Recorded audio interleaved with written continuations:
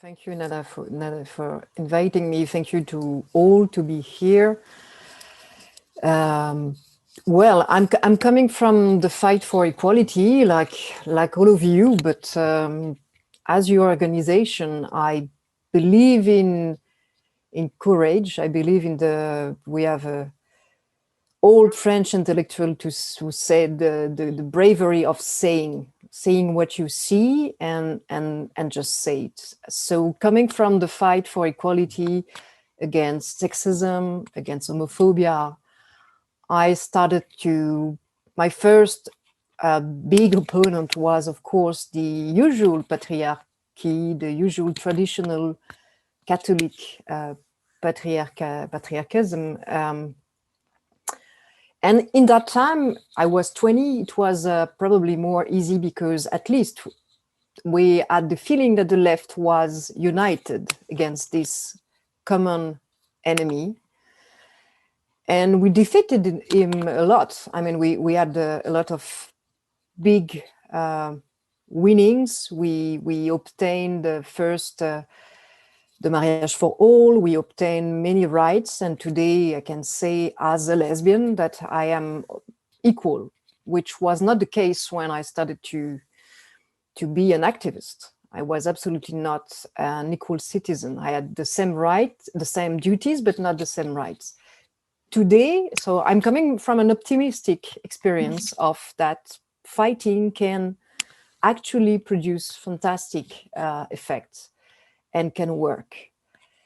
But after those evolution and in between, I would say, we started to face different other forces who wanted to push us back.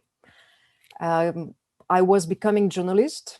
So I was becoming feminist first and journalist almost in the same time. So a very, let's say, passionate journalist denouncing, I was denouncing all the kind of extremism, but mostly extreme right, mostly the Catholic extreme right, the anti-abortion movement, the anti-gay movement. And doing that, I became a journalist specialized in secularism, because secularism is definitely the best protection we have, the best shield against those attacks, against women's rights, gay rights, equality. But suddenly, or not really suddenly, slowly, I would say, after hearing about the rise of Islamism in the Arab countries from Algerian friends, mostly secularist Algerian friends, we started to see the effect also in France. We started to see that it was not easy as fighting against Christian fundamentalism, because again, we were all united as leftists against the Christian fundamentalism. When it went to be also brave to resist to the Islamic fundamentalism that was, by the way, exactly the same, had the same vision about women, sexuality, equality, plus anti-Semitism on the top of it. We started to see division inside the left, between the left who consider the Islamists as rebels against the American imperialism, against the West, and to the radical left, a certain radical left, and another left, a secularist left, who decided to fight against all kind of extremism, including Islamism. And this is where the fight started to be not only for equality, but also for liberty, to preserve freedom of speech, as you said, and especially inside Charlie Hebdo, that is a very leftist newspaper, but also a very secularist one. So anti-racist and secularist. We defended the right to offend religious people, and especially the fanatics. And it cost us lives, because I lost many of my friends. I've been killed in the 7th of January terrorist attack. So now today we are seeing, and this is the object of our discussion, we are seeing other kind of division inside the left in a moment where, not as in Croatia, but still, the right wing is uprising again. The right wing is coming back, and I'm not very optimistic about Marine Le Pen. I think she will have a very important number a lot of votes next Sunday. So I'm actually very worried because I would say because of the denial of a certain left about Islamism, because of the crisis, because of plenty of issues, the right wing, the far right actually try to pretend to be secularist, which is an absolute lie, because Marine Le Pen is absolutely not secularist, but she fooled people by saying it. And so she's very popular now. She tried to appear very moderate, not to speak too much about the immigration, more about just being for equality and for secularism, which is again a complete fraud. But again, we are living in this area where extremists are extremely good at fooling people. It's the case for years about the Russian Putin. It's the case about Islamists. It's the case about the far right. They took this human rights narrative. They took it from us. So this is the problem, because if they say some arguments, the far right, I know they are not our allies. Exactly. They are not talking about women's rights. They are really from from racist motive. Exactly. They are anti-Muslims and they are not anti-Islamism. But we know that. But it starts to be so precise, too precise for many people that are living in a sort of confusion. So because there is too many information today, too many debate, everybody is completely overwhelmed by this level of information. It's extremely easy for the radicals to create, enjoy this confusion, to create a sort of mystification. So if the radicals just pretend to be just for the women's rights, just for secularism and nothing more, and in the same time, if inside the left, there is people who are accusing the real feminists, the real secularists, of being, for example, Islamophobic or transphobic or phobic of everything, then everybody is lost, because they are thinking that, wow, a universalist, secularist, feminist is the danger suddenly, while they don't see that the far right is actually enjoying the fact that the left is eating herself to a prize. And this is the situation we observe in many countries today, many countries.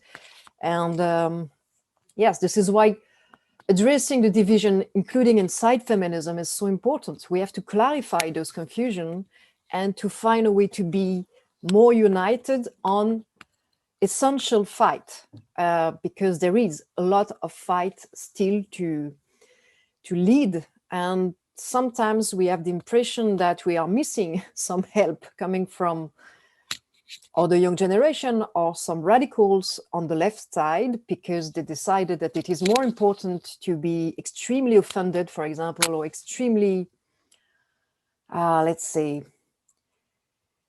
everything is danger, everything is so bad, that sometimes they don't see that there is an international war, that there is actually real fundamentalists, that there is real problems that are more severe and need us to be united. And often the leftists, what I see, they are patronizing us women.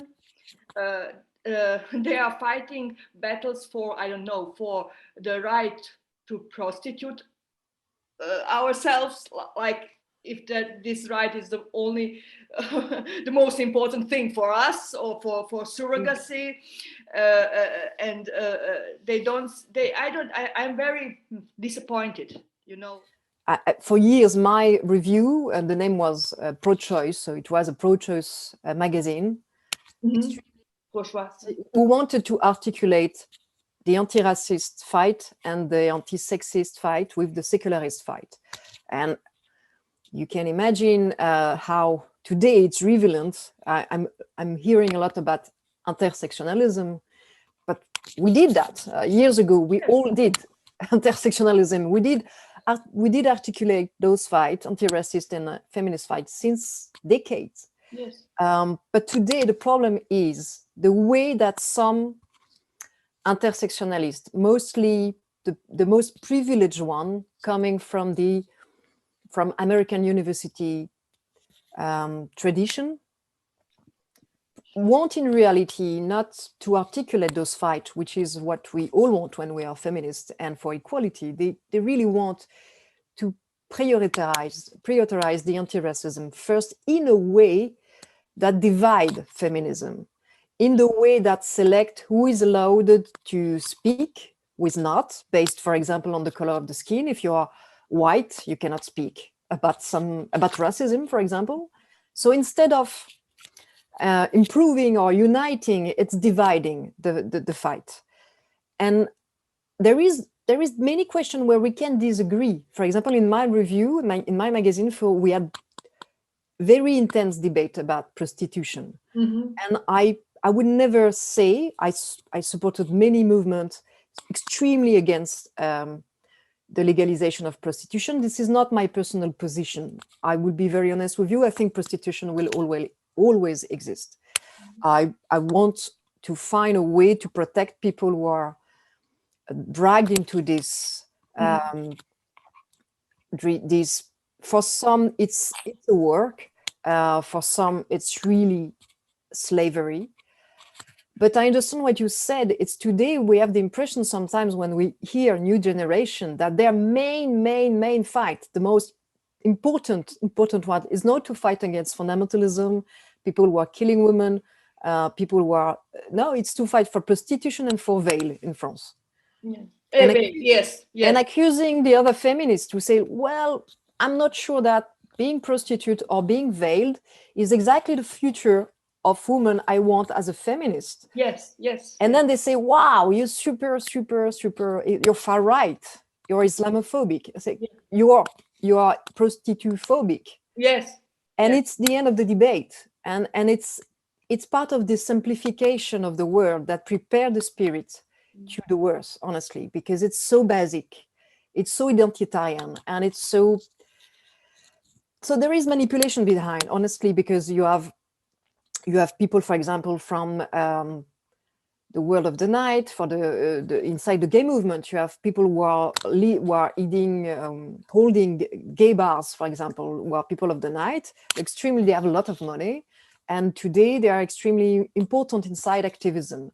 And I understand that for them, prostitution is the most important topic to be approved. But honestly, again, as a feminist, I would always continue to think that we should not blame prostitutes, that we should actually give them all the protection they need, but that we should not neglect the fact that it is an extremely violent activity, extremely violent for the body, for the soul. Plus, exactly the same about the veil. I'm not for forbidding the veil in the street for people who are adults. It's part of their religion if they want. If they want to be fundamentalist, they have the right to be fundamentalist. Yeah. But we have to be clear on that. It's fundamentalism. It's a traditional way to be Muslim. It's not a modern way to be Muslim. And it's certainly not a feminist way to be Muslim, to consider that men and women should be identified in a way where women have a specific code, that she should hide her hair, because if not, she's going to excite men. So I'm always saying to some young feminists who want absolutely to defend the veil first, to try to fight together against, for example, again, the fundamentalists who want to dominate women.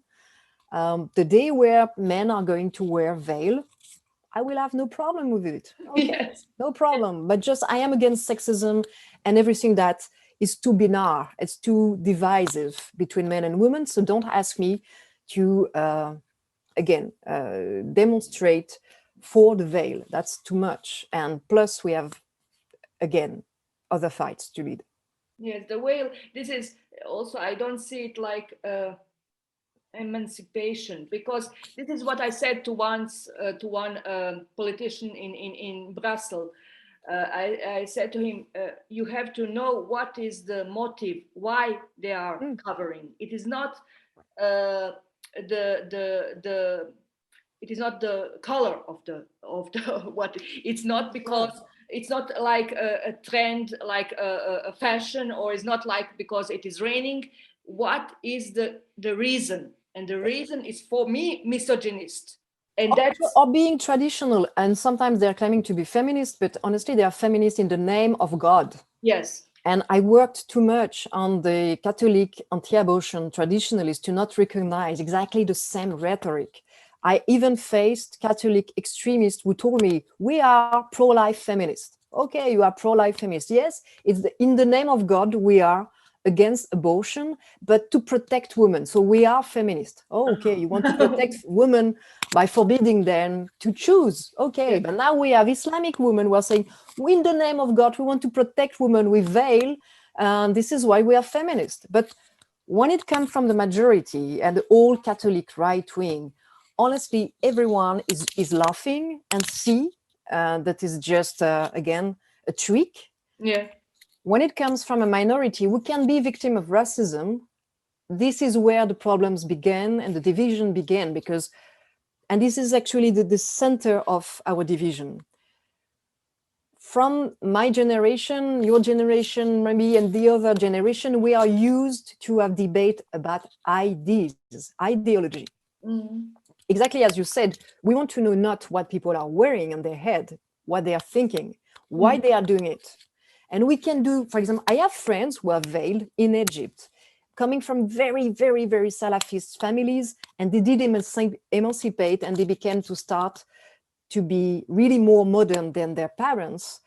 And they are just not there yet to be out without the veil in a society where they are constantly harassed by men. Mm. I do not consider them as reactionaries. Yes, yes, yes. When I speak with young women born in Europe, in secular countries, whom their parents were unveiled, their mother were unveiled, or in bikini on the beaches in Tunisia, in Nigeria, and that those ones are starting to say, but I have to cover my hair for God. Mm. Say, okay, come on, you're super at the top of the post-modernity, but definitely not the progress. So again, we are able and we are used to have debate about ideas. The problem is, and this is coming from the US a lot, because today, most of our debate is not about ideas, it's about identities. Who you are, I tell you what you can do, what you can create, what you can say, what you cannot say. And there is a lot of confusion. There is big confusion inside the next generation about that, because they are used to think in terms of, based on the color of the skin, the gender, the sexuality, the origin, the religion, is supposed to tell you who you are. And you're supposed to judge in terms of the scale of victims. If you are Black, if you are Muslim, if you're gay, if you're a woman, and combine. And this is a very so simplified vision of intersectionalism that it just became dumb. I have to say it. It's dumb. And actually, at the end of the day, is just helping the opposite side, the identitarian right wing, because Yes. they think the same way. They look at someone, they look at the color of the skin, they look at the religion, at the origin, and they judge someone. And they think they know what the person is thinking based not on her or his behavior, just based on her or his identity. And this identitarian way to think, coming from the left or coming from the right, is a catastrophe for the mind, for democracy, and for equality. I want to tell you, for example, we had in Switzerland, we had 2 years ago, we had this referendum about the ban of burqa. And I was against the ban, although I'm against burqa. I saw that it was the far right. Mm. And of course, many of my friends who are maybe center, not left, maybe center, they like switched to the far right arguments. But the most horrible thing was what the left said.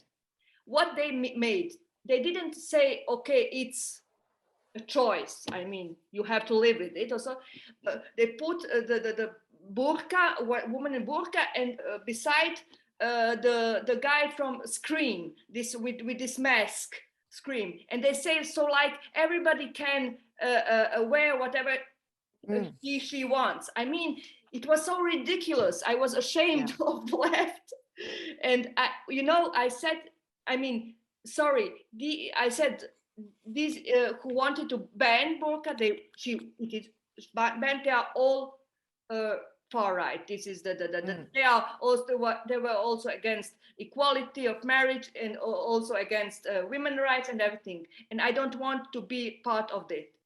But when I say what they left, like, but this is depolitization, honestly. Again, it's this incapacity to again assume debate about ideology, so they transform it about everybody can do whatever they want. Yes, this is an extremely capitalistic, selfish way to be politicized. This is okay, I don't care. I mean, at the moment I have money, I don't care. Yes. Do whatever you want.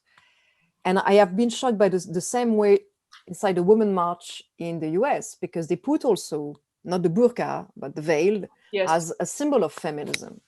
No, you are not forced to put it as a symbol of feminism. You can refuse to ban it. Okay, I understand. In the street, I understand. If we are speaking about the burqa, really the burqa, the one that covers the face, in France, we had level of position. If it is the veil that can identify when you can be seen, your face can be seen, it's not forbidden in the street, only in public schools, because all religious signs are forbidden in public schools, dedicated to teach equality and a certain idea of philosophy where we are protected from religious intrusion, at the contrary maybe of your new schools in Croatia today. So, but the burqa is different because it covers the face. So it's for security reason, and because in France it didn't come from the far right, it come from the regular right, in the name of only, without mentioning actually the burqa, saying you cannot cover completely your face without being recognized, because it's like being naked in the streets. It's two source of disorder that prevent safety measure and security for all. So that I accepted. But I understand what you mean. This is absolutely outrageous to see that when you can be leftist and don't see the difference with discrimination sign and a parade sign. It has nothing to do with, and that means again that you are extremely selfish or extremely depoliticized to not see that. The question of the spirit, the intention, the network between this level of forbidding is important because it colored it. So of course, we have been lucky enough to be united, the center, the right, and part of the left when we in 2004 decided to protect the public schools.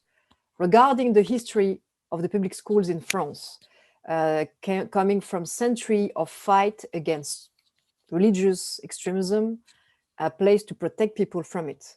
But it has been not understood at all by the new generation, and we are still battling to explain the secularist spirit behind it, the fact that it is to protect actually equality and not to point at a religion in particular. Of course, it's not easy, it's not well understood, but it's worth it to calmly debate it. What I say to people who don't understand the secularism, I say also always, secularism is a guarantee for your freedom of religion. So you can have your freedom of religion, you can have how you see your faith and not how it sees the Catholic Church, for example. Exactly. Because if we don't have secularism, we have theocracy. So imagine if really everything what the Catholic Church says was law. I mean, there would not be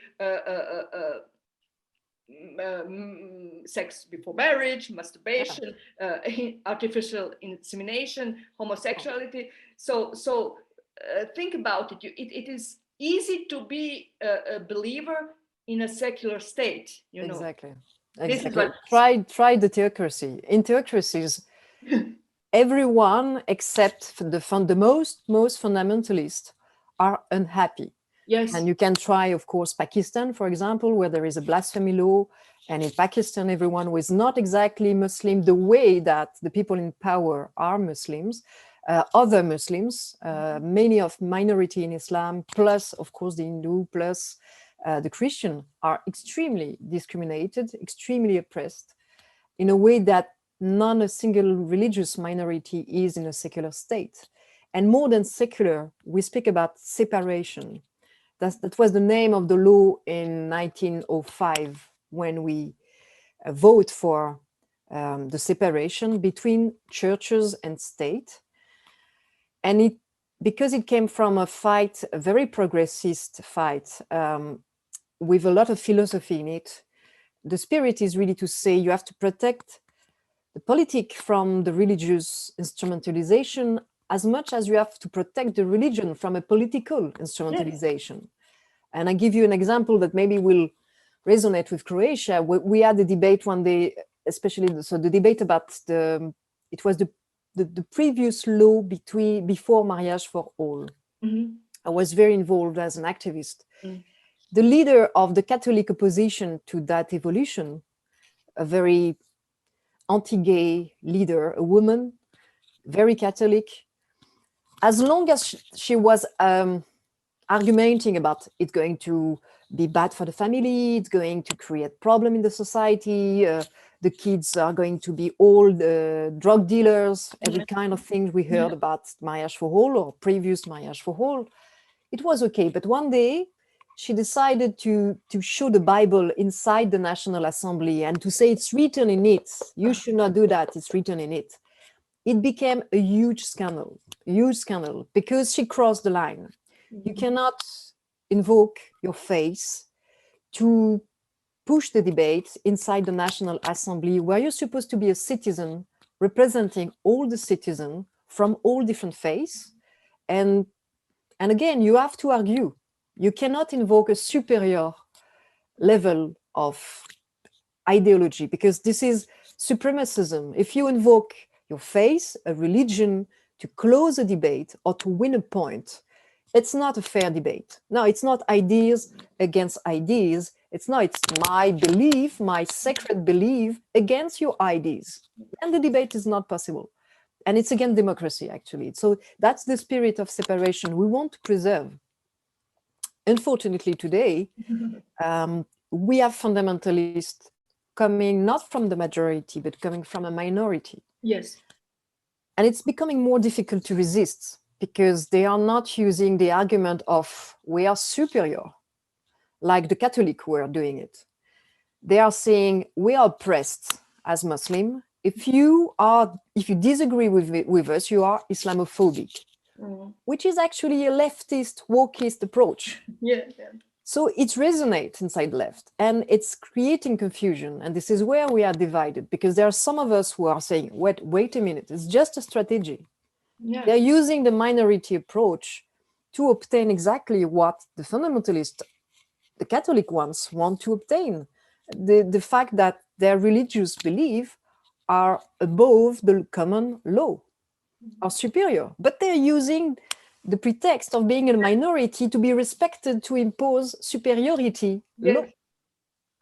It's tricky, I understand, it's difficult to recognize, but still, this is what we face. And in the meantime, because again of the denial of the left about this strategy that some French and Europeans just see and understand, maybe sometimes even if they don't realize completely, they feel it. They feel that there is a problem, that there are people who want to dominate women, that hate gay, that hate Jew, and we are supposed to respect that in the name of equality. There is something wrong there. They take the human rights narrative. Yes, exactly. It is not. It is really. I see it also in Croatia. It is everywhere. It is a political movement. We can say they misuse religion and the humanists. They are telling, I have the right to say that homosexuality is illness because it is my right, it is my freedom of religion. You know, Exactly. you can be homophobe, but it's my right to be My sacred right. Yes. yes, and this is something that we have the same problem also in our country, in Croatia. As I said to you, our state neglected the sexual education, comprehensive sexual education in the schools. It left it to the Catholic Church, so we have sexual education only in religion classes. 30 years of religion classes made our young people more conservative. I understand. And they are conservative all around the world, even when they didn't have this education. So you can imagine. But what you are telling me, Nada, is exactly what we fought against 20 years ago against the Catholic far right. That disappeared, honestly, for years. That was really extremely in minority in France, in a secularist, strong secularist country. The irony is that today, because of the Islamic attack, terrorist attacks that we faced, because of the fear and the desperate it created, people are now very hungry. They are voting for the far right that pretend, like Marine Le Pen, to be now secularist, extremely cool, not even anti-racist, she would say. And we know it's fake again. And so this far right is growing between Eric Zemmour and Marine Le Pen. And behind them, there is the old Catholic far right who actually want to attack secularism exactly this way, with more religious school, with more religious education, without education about sexuality, with more propaganda films against abortion. So they are not in power in France. They're still in minority, and they won't, I hope, they won't be elected. Honestly, when we are fighting against the fundamentalists today, we are with Muslim, Jew, Catholic, sometimes believers, not many, but sometimes, yes, they are. And it's not a question about are you believer or not. It's a question, are you secularist or not? Yes, and they understand it. They understand now that secularism, okay, it is because of our history. It is not secularism. It's not atheism. Yes. It's secularism. No, it's different, of course. Yes. Secularism is fighting for, again, a political organization that protects freedom of conscience. And freedom of conscience include freedom of religion, but it's more than freedom of religion, because conscience means also the right to believe or not believe. Yes. So it protects the believer, it protects the atheist without a hierarchy. Sometimes, for example, in the US approach, freedom of religion is the ultimate goal. And because of the history of the United States, and it makes sense. But because of that, it's freedom of religion and not conscience. That means the atheists are a bit on the side. It's all about being free to be religious without any restraint. And so this is very often why it's more difficult for us to understand each other between Americans and French about secularism than between Algerian and French. It's easy with Algerian and us. We understand, and we have the same bloody past about Islamism, so we understand each other very well, actually. But with Americans, it's difficult because of this very simplified identitarian approach, and because of this religious freedom tradition, we are completely lost when we speak about regulating the veil at schools, regulating schools in general. And I understand it's part of different history. The problem is when, again, between generation, and now it's in every democracy, we have this fake debate because there is some feminists that are speaking about ideas. They are universalist. They're not the new way to say internationalist, but it's more philosophical. When you are a universalist, you believe in a philosophy where everyone can become who they want, without being seen only as gay, woman, black, Jew, and only that. It's a philosophy also, so believing in equality, but in a very free way. You are free to call yourself You are free to, but you don't want to be in a box. Mm-hmm. And sometimes the young generation, the woke generation, if you can say so, pretend to be extremely fluid, extremely tolerant, but they put everyone in a box. And they think only about identity. And because they have difficulty, honestly, sometimes to address the philosophical and ideological level. And as soon as we start to be too philosophical and too ideological, then they bring back the identity and close the debate. No, sorry, you're white, you cannot speak about that. This is extremely racist. This is the contrary of what I learned as an anti-racist activist. And I will give you an example that really, I still cannot believe I had to hear that. Coming from a young feminist, we had a debate for a magazine. And she's a extremely nice, extremely open-minded, of course, activist. She's young, so she's just learning feminism, she's processing it. But she said to me, and actually one of my friend, and my friend is not white, she's black, and she told to both of us, it's worse to be raped when you are a black woman than when you are a white woman. Uh-huh. Yeah.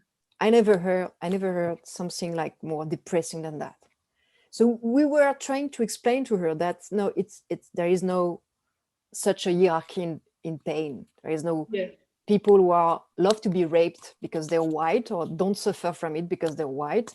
And no, you have people who are poor, who don't have the money to escape from a rapist if it is the husband or if he's inside a family. So yes, it's more difficult to escape from a family oppression if you are not autonomy, you don't have the financial autonomy. So this is more a Marxist approach that we should also teach sometimes on that side. But it's not connected to the color of the skin in itself. It's more complex than that. Yes. This complexity is lost today. It's starting to be lost. And so this is why when people are not ready to engage on that level of complexity, they prefer to say, well, we finished the debate. You speak like this because you're white, you're privileged.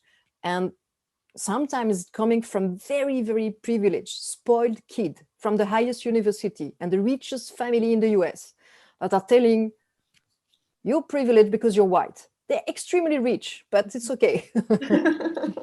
So this is all the complexity we have to, again, take time together to say first, can we have debate, a safe space for debate? Because privileged students always ask for safe space, but what they mean by that is don't teach me something from the literature that can shock me. No, you need to be shocked in the university. You need to be troubled. You need to have some skin and endure some debate, because society is complex. Society is difficult and it's full of different opinions, different people. And if you want to learn really to accept differences of opinion, that matter too, actually. Differences of opinion matter. You need to be able to endure complex debate, to learn hardcore literature in university. This is the place where you should learn. Yes, should learn this. Yes, there. So we need really safe space for complexity, philosophical debate, and we need to establish the rule that everyone is allowed to speak, as long as it's not inciting to hatred towards someone based on his skin, based on his color of skin, religion, origin, as long as it's not a disqualification of someone based on his identity. Except that we can discuss about everything because it is nuances. This is... I have a question for you, Carolyn. Yes, please. In your previous activism, or when you were much younger, were there any issues that you found too emotional or that you took the position of no debate on? Do you think it's maybe a phase for some of these people that they just feel as if this is their only chance to kind of grasp on something and take control of the situation? And so they think, and they obviously can, say no debate and be successful in it. No, Nina, it's an extremely good question. Yes, I would tell you, when I was 20, I was extremely passionate, extremely radical. And I probably wanted to cancel a lot of people that I found homophobic.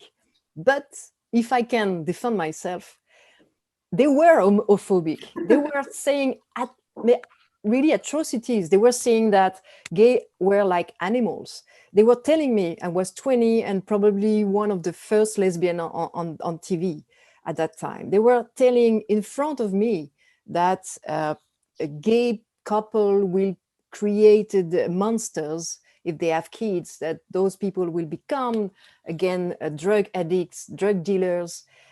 And I was answering with a smile, I'm sorry to tell you that 90% of the drug dealers are coming from straight parents.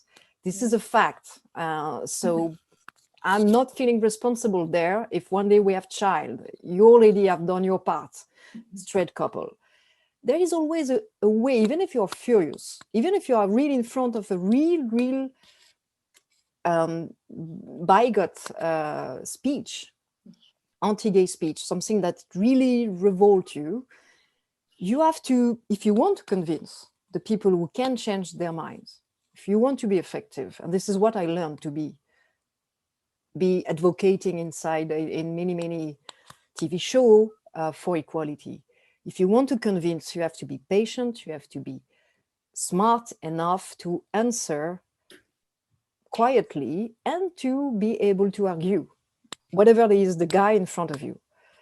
So when I see some young activists are being, furious as I was 20 years ago, but not about homophobic people, about universalist people, people who fought for equality, people who are anti-racist, pro-gay, feminist, and secularist, and calling them people who should not speak, who should be cancelled because they are monsters and they are feeling too emotional about their ideas. This is where I want to cry, honestly. I say, no, we didn't fight for that, sorry. We fought for equal rights, not to create little babies that are going to cry because someone disagree with them about if we should transition at 9 years old or 10 years old. I mean, come on, can we speak about that without canceling each other or calling each other transphobic or phobic of something when we are speaking about debate between feminists who want really equality at the end of the road? Now we have to learn with it, but we have to say, and we have to be brave enough to say that this is extremely brutal. Yes. And this is a bully tactic. Yes. It's not equality. It's not, as Nina said, is a strategy of power. When they are out of argument, and sometimes because they are getting too much emotional, it's true, they are too much emotional. And they have to work on this because they are going to be unhappy their entire life. This is something I learned from adversity. If you are, again, at pain because someone of goodwill who wants equality and respect you for who you are is having a slightly difference of opinion with you, you're going to be unhappy your entire life. And it's going to create problems inside society because, again, it's transforming any differences in a civil war between identities. And it's all over the world already. We really need to address that. And we really need to say, first, a word is not like a physical attack. Words are just words. There is words we can hurt a lot.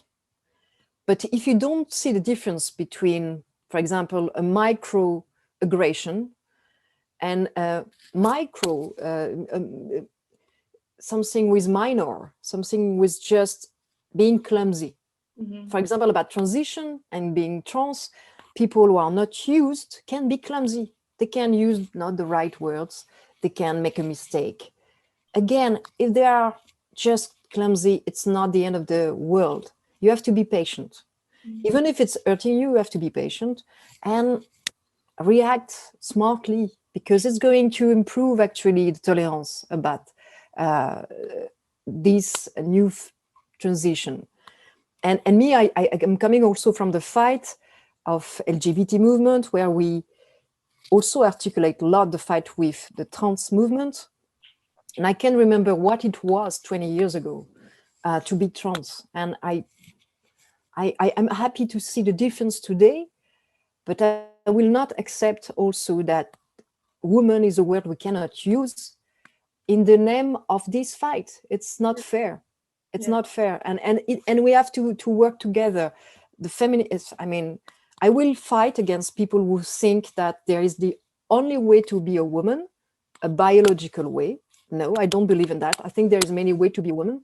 And I believe in the possibility of transitioning and become a woman. But I want to continue to use the word woman for all the women, cis women or trans women, to unite us. And if people cannot accept that, and if they think it is somehow a way of being phobic, that's insane, because there is people who really are phobic. Yes. Transphobic exists, and we need to fight them together. So we need to stop losing times and energy between us, between people again of goodwill, and fight against the real transphobic people. They do exist, they are out there. The first one, what they tell us is, of course, that we are like far rights. I mean, this is the first one. But then when the real far rights arrive, win an election, and okay, it's not a big deal because everyone is far right. And that's the problem. You cannot banalize this word. It's too heavy. You have to select your fight. You have to be smart enough to, again, if you want to convince, if it's just about being about yourself, expressing yourself and your emotion, no, you don't need, you can accuse everyone, you can scream, you can do whatever you want, but it's not activism. That's therapy. It's really something else. The Russian propaganda is really one of my major concerns today, because they have been so effective in corrupting people, trolling people, using any tactic of the modern propaganda to return democracies against themselves. And in France too, I can see that, but in many, many European countries, the power of their intrusion, the way they are very viciously infiltrating some blogs, medias, to change the narrative and to reverse everything. All the extremists have the same tactic. They reverse the responsibilities. I mean, you denounce an inequality, you become the oppressor. You denounce, but I've been called Russophobic because I denounce Putin. So you're denouncing the Taliban and you are Islamophobic, you're denouncing Putin and you are Russian phobic. Yeah. It's all again coming back to identity instead of addressing the ideological debate to create a dynamic where people are going to be in solidarity with the identity that it presumably attacked. Yes. All people who are supposed to speak Russian are supposed to be behind Putin. And no, we are definitely not against the Russian. We are against Putin and the people who are supporting Putin and his war. About the fight of the Kurdish women against ISIS. I would like to know from you, what did you learn from these Kurdish women in your research? And yes, I probably presume that we are all sisters, really. This is the sistership, if I can say, yes, that I love, for sure. This is a real unity to defend women's rights and freedom. I've been extremely impressed, probably by, like many, by the bravery of those fighters. And also when the war was still going on, I was already concerned that at the minute where the war will be over, everybody will want to forget who fought for us, the Kurds, the women, the female Kurdish fighters. So I wanted to pay tribute to them, and this is where I did my first feature film as a director. It's a war movie, feminist one, about the iconic bravery of those female fighters, and also about what happened to the Yazidi, because I'm also very surprised sometimes to see, again, privileged, spoiled kids from very, very expensive universities, all focused on their microaggression because someone used the wrong word about their identity. But at the same time, there were just a generation of women who have been captured, enslaved, raped, deported, and they didn't feel too much concern. This is where universalism and even internationalism is lost also a bit in the spirit. So I filmed in, the movie has been filmed in Morocco, but we added some footage that I filmed in Iraq with the real female fighters. And it was, and we did show the movie at the border between, in Kurdistan near Iran, just after the end of the war, with Yazidi survivors and Kurds and Kurdish female fighters.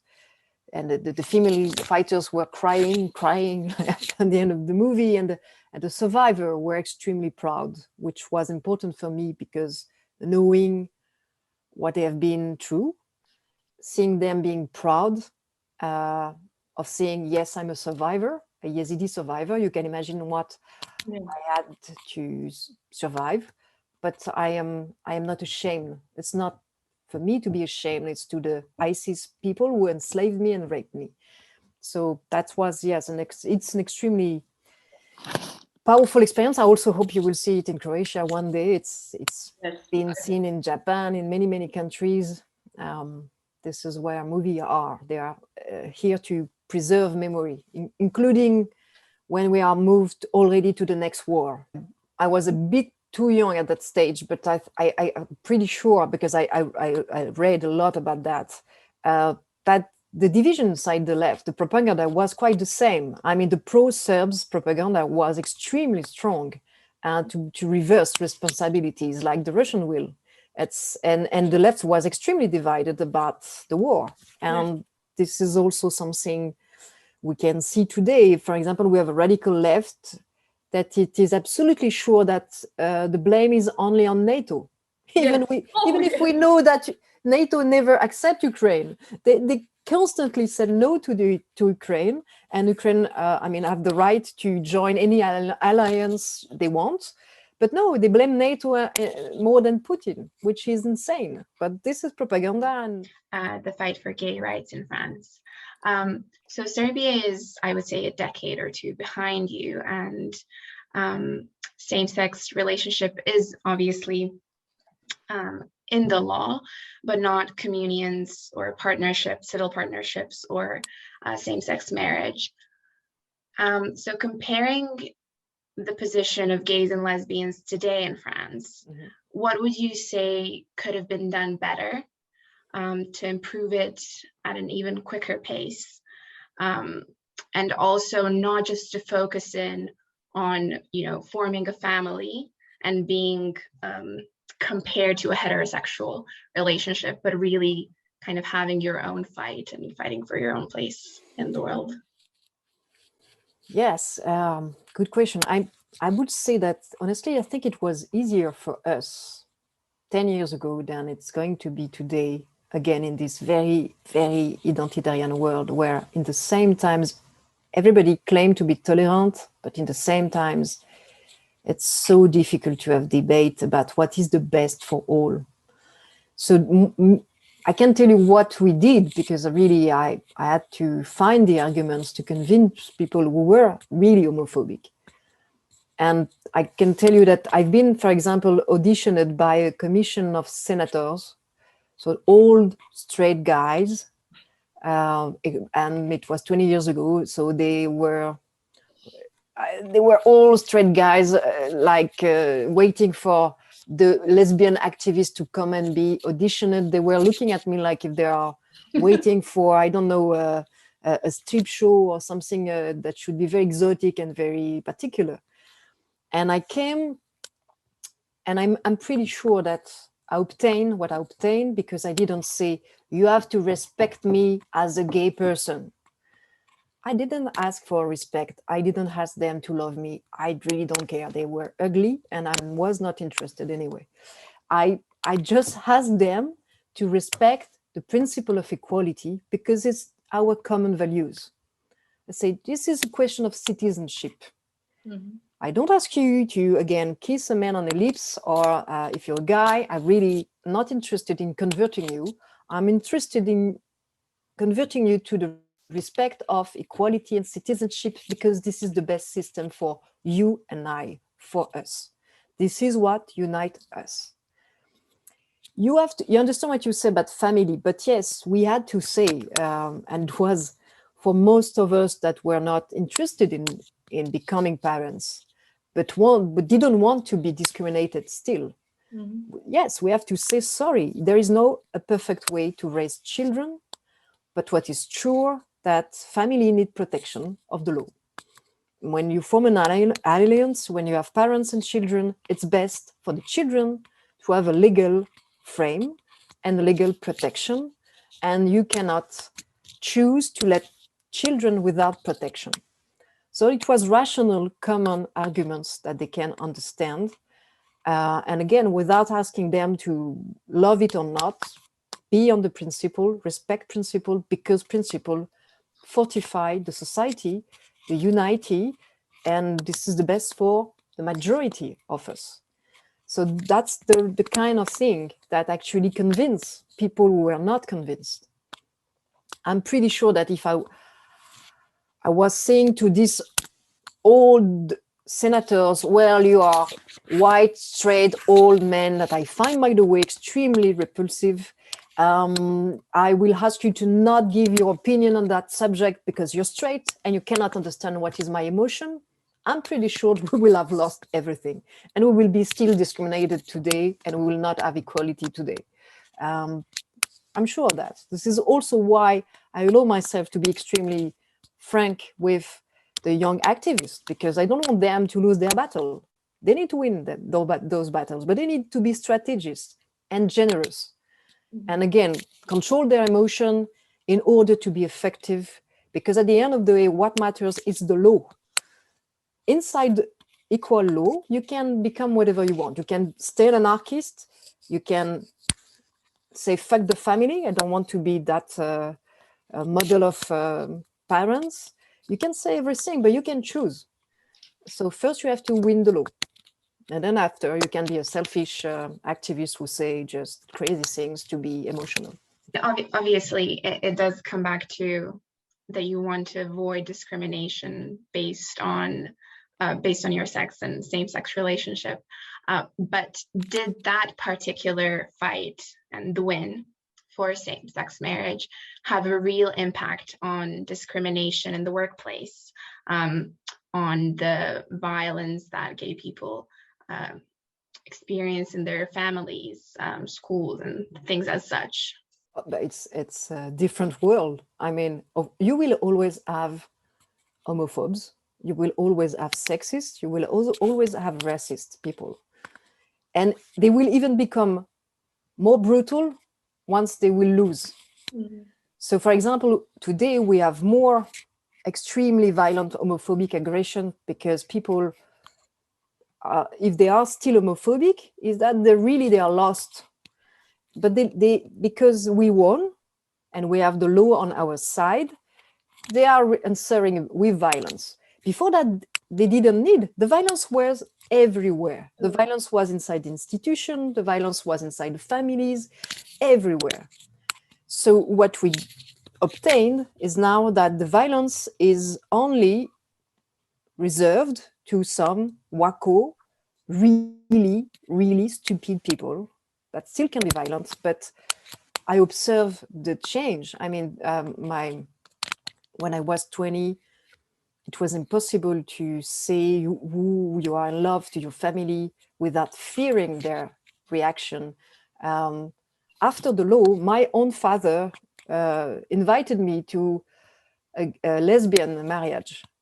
I didn't go. My friends were not interested by being married. So no one around me was getting married. It was a friend of my father. And he invited me, very proud. It creates a social acceptance. At the moment, you can have social rituals where straight and gay can have the same rituals. It changed everything because it became a public speech inside the family that can make you proud and not only a shame. Mm-hmm. And though it balances everything and it creates acceptance, it banalizes this kind of love. It's just a regular love. And when people are seeing, again, before before the debate about being parents and adopting, or all the kind of way you can become parents when you are gay, I was facing people with phantasmagoria inside their heads. They were absolutely sure we were all pedophile, that we will rape children, that it will be weird, disgusting. They will have, I mean, psychological reaction to that. Now they have seen so many families with 2 father and 2 mother, and now the kids are actually sometimes more balanced than inside straight family, because everyone has to think so much about to be a good parents. Nobody can screw, so they work twice on it. But they will screw, like everyone, because being parents sucks, by the way. So it's the principle of that. But now, yes, it's really common. People are not shocked anymore when they see 2 father and a kids. They're not calling the police to say there is 2 men who kidnapped a kid. No, it's just their fathers, and it's a different world. I don't know if it will stay long, but it's a different world. If there isn't anybody, I want first also to thank our translators. So yes, I'm speaking Croatian thanks to you. Was it okay? Was it too fast? It was too fast. I'm sure it was too fast. Okay.